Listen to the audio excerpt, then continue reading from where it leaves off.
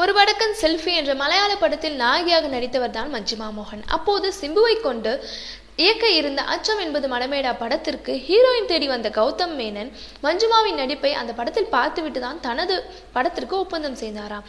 சிம்புவுடன் நடிக்க முன்னணி நடிகைகளே தயங்கி வரும் இந்த நிலையில் தைரியமாக அவருடன் நடிக்க மஞ்சிமா மோகன் சம்மதித்தார். பின்னர் சிம்பு நல்ல மனிதர் என்றும் நான் அவருடன் நடிக்க கமிட் ஆன போது பலரும் பல விதமாக சொன்னார்கள். ஆனால் அவர் அப்படியெல்லாம் இல்லை, ரொம்ப இனிமையானவர் என்று கூறியுள்ளார் மஞ்சிமா மோகன். இந்த படம் இறுதி கட்டத்தை நெருங்கிய போது பேசினபடி தனக்கு சம்பளம் தராததால் பின்னர் படப்பிடிப்புக்கு வராமல் டேக்கா கொடுத்து வந்தாராம் சிம்பு. இதனால் படம் முடிந்தும் முடியாமலும் நின்று கொண்டிருந்ததாம்.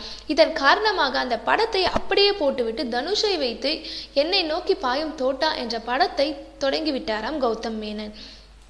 இதனால் மஞ்சிமா தமிழில் நடித்த முதல் படமே இப்படி ஆகிவிட்டதே என்று ஃபீல் பண்ணி கொண்டிருந்த மஞ்சிமா மோகனுக்கு விக்ரம் பிரபுடன் முடிசூடா மன்னன் என்ற படத்தில் நடிக்கும் வாய்ப்பு கிடைக்க உடனே அந்த படத்தில் கமிட் ஆகி நடித்துக் கொண்டிருந்தார். ஆக விக்ரம் பிரபு படம் தான் முதலில் ரிலீஸ் ஆகும் நிலையில் இருந்தது. ஆனால் எதிர்பாராத விதமாக அச்சம் என்பது மடமேடா படப்பிடிப்பு முடிந்தது. படமும் வெளியாகி வெற்றி பெற்றதால் இப்போது வெற்றி பட நாயகியாகிவிட்டார் மஞ்சிமா மோகன்.